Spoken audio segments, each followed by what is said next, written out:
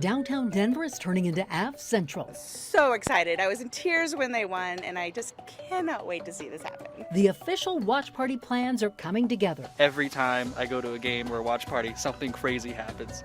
So it's awesome. And Denver 7 is your home heading into the Stanley Cup Finals. Personally, I think we're going to have an amazing party. Excitement is also building ahead of the Juneteenth festival this weekend. I mean, we expect even more people to come this year because it's now a state holiday. And this year promises to be a party unlike any we have seen for Juneteenth in the past. And probably half the city's DJs who are going to be creating block parties on side streets throughout Welton.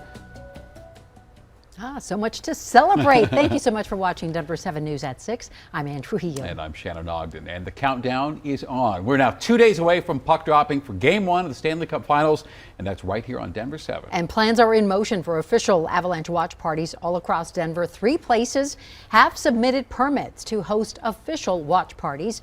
They are Tivoli Quad on the Auraria campus, Chopper Circle right there at Ball Arena, and McGregor Square near Coors Field. Denver 7's Russell Haythorne is live at Tivoli Quad, which has been approved for one of these watch parties. And Russ, it's going to look a little different out there on Wednesday. Yeah, come Wednesday, it's going to look a whole lot different out here, Shannon. Again, this is the Tivoli Quad outside Tivoli Brewing Company. They're expecting anywhere from 15 to 20,000 people at this watch party alone. You can see the beer tents already going up, and where that truck is parked right there soon, a 250-foot screen displaying the game. Preps are well underway in the Tivoli Quad for what's promising to be an epic Avs watch party. We feel amazing. I don't want to say that I wanted to go to 7 games, but we want as many watch parties as possible. Tivoli Brewing Company is one of 3 venues, including Chopper Circle outside Ball Arena and McGregor Square outside Coors Field, who have all applied for expanded watch party serving areas for the Stanley Cup. We're excited for Avs fans to be able to have more outdoor areas to be able to go and watch the games and participate in the game.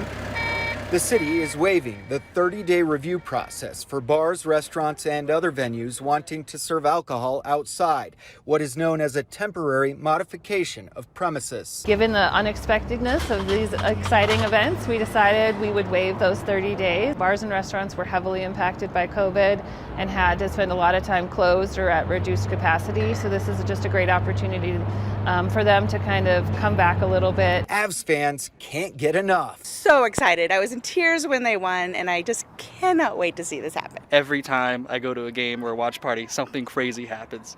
So it's awesome. I don't think we can afford the game, unfortunately. We'd love to, right?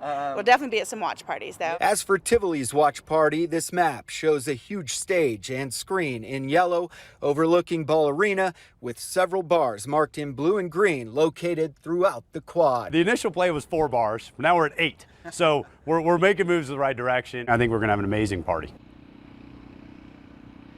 Back here live now, there you see Ball Arena. They will also have a huge watch party outside Ball Arena. Again, they are planning to block off Chopper Circle over there. Back here in the quad, you can see the beer tents, and as the CEO just mentioned, they initially planned for 4 beer tents. Now they're up to 8, and he says everything is fluid at this point. Given the excitement, they could add even more. We'll keep you posted on all of this. For now, we're live in downtown. I'm Russell Haythorne and Shannon. Back to you guys. That's going to be fun. I can't even imagine the planning going into this. I know. That's crazy. Russ, thanks for that. Thank you, Russell. All right, check this out. Avs fans wanting a piece of history can take any jersey, new or old, anyone that you have at home, to the team store at Ball Arena and have it emblazoned with a 2022 Stanley Cup patch. Fans Hunter and Brendan took theirs in today. It was fantastic. Go Avs. I think we win this series in 7. Had to get the stamp. I feel good. Lightning are going to be tough, but I'm really excited. It's going to be a hell of a series. I think I need one for my Landeskog jersey. If you want to get a 2022 Stanley Cup patch on your jersey, just head to the team store at Ball Arena. It'll cost you $20. Have one put just right here on my suit. Don't do it. Odds makers have picked the Avs to win the Stanley Cup from the beginning of the season, and it is the same story tonight. Most sportsbooks have the Avalanche favored to win the Cup, and most predicting this series will go the full 7 games. We know how much Coloradans are enjoying the new sports betting law tonight. A state audit just found that between May of 2020 and April 30th of 2021, sports bettors wagered $2.3 billion on sporting events. And Denver 7 is your home for all things Stanley Cup Finals. We will have a whole team of reporters covering all the excitement from early in the morning to late at night. You can watch all the games right here on Denver 7, starting with Game 1 this Wednesday. We have a pregame show that will start right here at 5:30.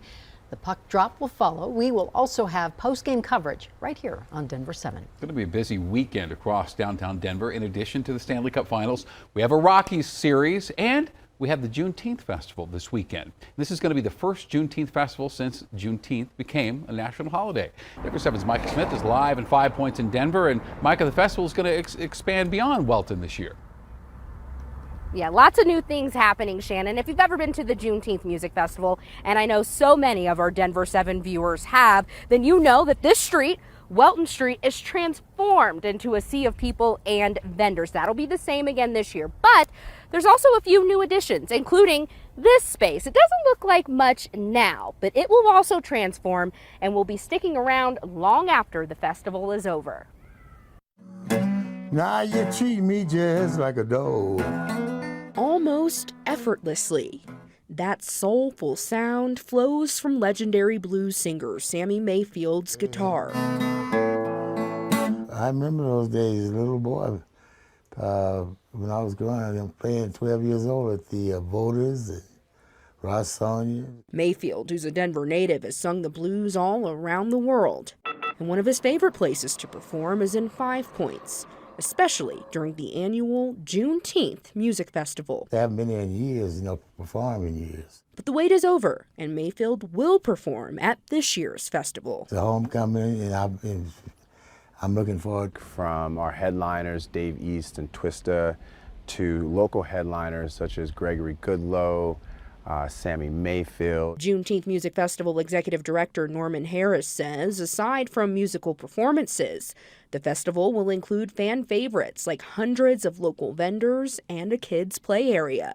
But there will also be several new additions. One of the newest things people should look for at Juneteenth is a new space called The Most Beautiful Thing. It's down on 28th and Welton. During Juneteenth, it's going to be focused on art and art activation. We'll be hosting probably about 15 to 20 different artists. While a lot of the festivities take place on Welton Street, Harris says this year the celebration will spill over onto side streets. And probably half the city's DJs who are going to be creating block parties on side streets throughout Welton. Harris says this year's Juneteenth celebration comes at a special time. I mean, we expect even more people to come this year because it's now a state holiday. I feel really, really good about it, and I'm really glad to see it grow. As Mayfield prepares for his upcoming performance, he's excited to see yet another generation of Black Coloradans discover this celebration of freedom and culture. And you can catch Sammy Mayfield at the main stage at 4 p.m. on Saturday. I also want to reference this community space, The Most Beautiful Thing, one more time. After the artists clear out after the festival, there will be farmers markets here, smaller festivals, and many other events throughout the year. Reporting live in 5 Points, Micah Smith, Denver 7. Thank you very much for that, Micah. And if you can't make it out to the festival, but you still want to show support, well, you might want to find a Black-owned business to support. BlackBizColorado.com has an online directory of more than 800 Black-owned businesses in Colorado. Engineering firms, architectural firms, to cleaners, to hairstylists and barbers, to restaurants, IT companies, we have the gamut, lawyers, tax companies. So it runs across all industries. And we basically have any business that you're looking for, you can find. That's Black-owned, BlackBizColorado.com. And in addition to the website, there's also an app. It is free for Black-owned businesses to sign up. We are following some breaking news tonight out of Aurora, where 2 on-duty Denver police officers were injured in a crash on southbound 225 near Colfax. Now, right now, traffic is moving pretty slowly in the area, but it does look like cars are getting around. But you can see the crash there on the lower portion of your camera, the camera there.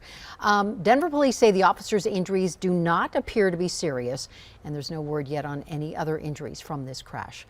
And we're also following breaking news out of Weld County, where I-25 northbound remains closed because of 2 separate deadly crashes that killed 4 people.